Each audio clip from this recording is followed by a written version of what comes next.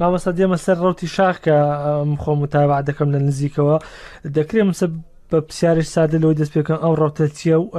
میکانیزمی ئیشکردنی ئەم ڕەوتە چیەکە جەنابەت دادمەزران تۆ دوای ئەوەی کە خۆت ئاماژە پێکرد دوای بەرهەمی 5,000 کتێب و 40 ساڵ خەباتی فکری و سیاسی خۆت دووبارە برت و مختصرە توانم هەر ئاوا بڵێم ڕەوتی شاخ ئەمەوێ ببێ بە مەدرسەیەکی فکری زمینەیەکی فکری عقایدی ئوسولی ئیسلامی دا بمەزرێ دا بڕێژرێ خەڵکی مقتەنیع ببن بە مەنهەجەکەی لە ژیانی خۆمە یا دوای مردنم ئەو کەسانەی هەواداری مەلاکرێکار بوون وردە وردە لە مەنهەجەکە نزیک ببنەوە لەسەر ئەساسی ئەم دید و ڕێ و ڕێباز و ئامانجە کۆمەڵێک بیناکەن ئەم کۆمەڵە دوایی بۆ خۆیان بڕیارەدەن کە ئایا ئەم مەنهەجە کوێی باشە کوێی ئیزافە بکەن کوێی نوقسان کەن شتی تری بخەنە سەر بۆ خۆیان کۆمەڵێک دا بمەزرێنن ئیتر ناوی حیزب و حرەکە و ڕەوت و هەرچی شتێکی لێنن ڕێکخراوە کۆمەڵگەی مەدەنیە هەرچی شتێکی لێ بنن خۆیان ئازادە بنەو کات من ئەمەوێ ئەم تەجروبەی ژیانی خۆم بنووسمەوە بیخەمە بەردەستی نەوەی ئێستا کە دەنگم نایگاتێ یان نەوەی داهاتوو کە ئەشێ لە دوای من زیاتر لایەنی فکری وەربگرێ هەروەکو کە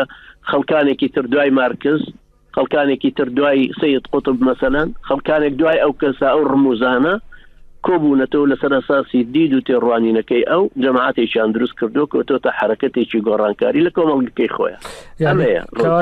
کەواتە جوولانەوەکو ئەڵێ جوولانەوەی ڕێخستن و حیزبی و سیاسی نییە کەەوەی کە تێگەیشتن ئەوانە هیچ شتێکی تیانە وە لە ڕەوتی شاهید جۆرە تەنزیمێکیش نیە هەر کەسێکیش بڵێ من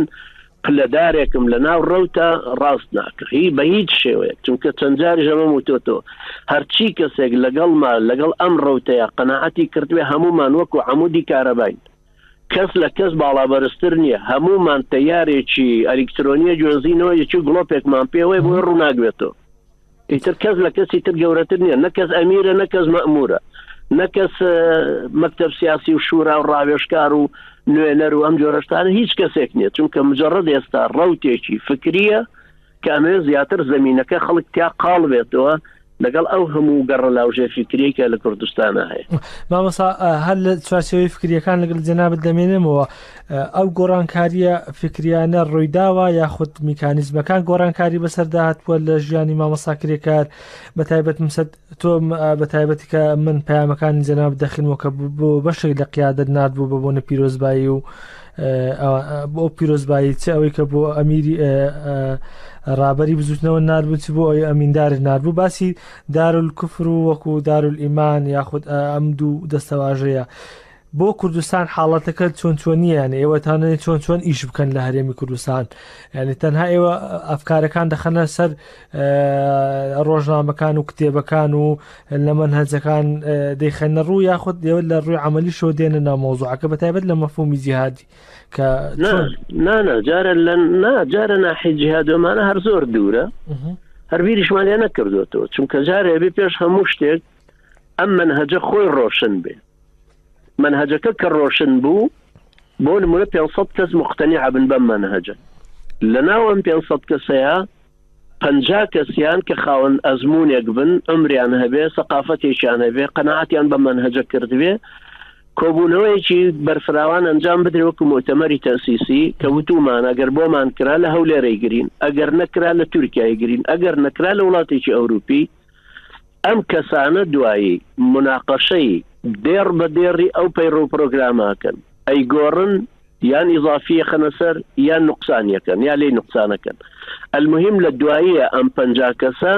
مصادقەی ئەم منهجە ئەکەن کە منهجەکە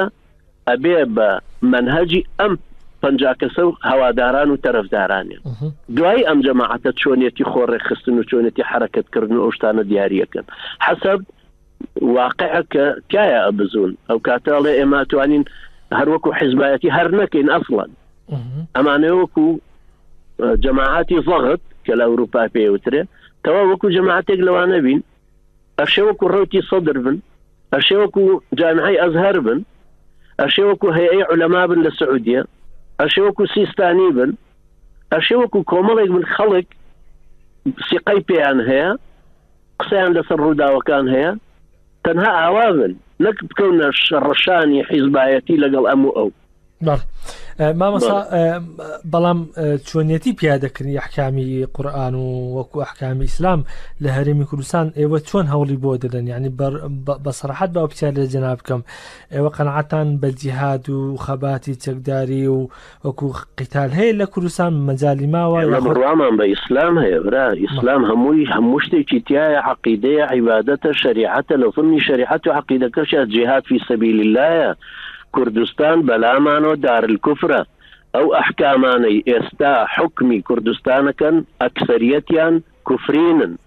گۆڕانکاری پێویستە بەسەر ئەم ئەحکامانەیە بێ چۆن مامەسا ئەنجا ئەمە خۆمە ناکەوینە شەڕە تۆپ لەگەڵ خەڵکی ترە ئێمە کەوینە شەڕە قەناعەتکردن ئەمە دەلیلەکانمان ئەڵێن کاکەجان ئەمە پێمان وایە کوردستان دارالکوفرە ئەمە تعریفی دارالکوفرە معناوانەی خەڵکەکە کافرە بەڵام ئەمە تعریفی دارالکوفرە ئەمە تعریفی دارالئیمانە بۆ نمونە هندستان دارالکوفرە بەس خۆ معناوانیە 200 ملیۆن مسلمانی لەیەکە کافر بەڵام چۆن تەعامل لەگە دارالکوفرەکە کە ئایا جیهاد تەعامل هەروەکو خەڵکی ئەوێین هەروەکو بەلاغ و داوەکەکەین ئەڵێن کاکە ئێمە مسلمانی هەڵگری ئەم پەیامەی ئەم دید و تێڕوانین و تەسەوراتانەی خەڵکانەکە زۆرترێ بێن عەدەدمان زۆرترێ بێن خەڵکان نادەن مەسە بۆ عەمەلیەی کوبرەی عەمەلی نەک لە چوارچەوەی کوفر کە ئەوەندەی کە من تێگەیشتم تۆ ئەڵێ کوردستان دارالکوفرە بەڵام ئێمە مناقشەی فکریان لەگەڵەکەن بەڵام ئایا ئەم قسانە ئێوە نابێتە هەندانێک بۆ مەسەد گەنجێکە تا چەند حەدیثێک وڵات بۆ چییە بێ باشە پێغەمبەر عەلەیهی سەڵات وسەلام لە مەککە هەر دارالکوفر بوو هەرە و دەعوە و بەلاغەی گەیاندووە کەسیشی تەشجیع نەکردو لەسەر کوشتنی کەس و هیچ شتێکیشی نەکرد بەڵام ئەگەر لە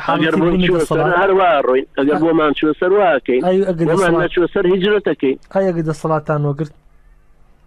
دەسەڵات زۆری ماوە دەسەڵاتمان وەرگرت بە تەکید ئیسلام تەطبیقەکەی شەقی لەو عەلمانیەتە دەین کە هەموو قیەمێکی کوردی ڕوخاندن بەڵام بڕوامان بە ئینسانیەتی ئینسانەکان هەیە ئێمە من بڕوام بەوە هەیە سنووری من کۆتایی دەکە سنووری جەنابەت دەست پێەکە ئەمما جەنابەت چیت حاشا جەنابەت تەمەن من نازانم بەڕێزت چیت جەنابەت جوولەکەی مەسیحی کۆمۆنیستی یەزیدیت هەرچی شتێکبی کەسایەتی خۆت بە خۆتەوەیە من مافی ئەوم لە مەنهەج و دید و تەسەوراتیان نییە مافێکی تۆ پێشێلکەم و ئیجبارت کەم لەسەرەوەی وەک من بیرکەیتەوە تۆ دەماغی خۆت مێشکی خۆت زەینی خۆت چاوی خۆت هەستەوەرەکانی خۆت هەمووی بە خۆتەوەن ئەمە شەڕی ئەفکارە شەڕی دەستشکاندنەوە و مەجبورکردنی یەکتری نییە شەڕی ئەفکاریش تو لە کێشە کە ئەڵین شەڕی ئەفکار بمعنای کەلیمەی شەڕەکەش باشتر وایە بڵێن ململانەی ئەفکارە ئێمەمانە ئاوا ئیسلامەکەمان تەرحکەینەوە ئەمما ئیتر چێ مناقەشەمانەکە خەڵکی محاولی کوشتنیشمان بکە سەبرەگرین لەسەری بەڵام ئەگەر نەمانتوانی و گەیشتین ئەوەی دەستشکاندنەوەی لەگەڵا بکەین بە تاکید دەیوەستێنین چونکە ئێمە ڕێگا نادەین بە ئەو بە چەکداری لۆزەندەرانە سمێڵ بابڕانە بێ یەکیەک هەمومان بکوژێ ئەو کاتە ئێمەش دەست یەشکێنینەوە لەگەڵی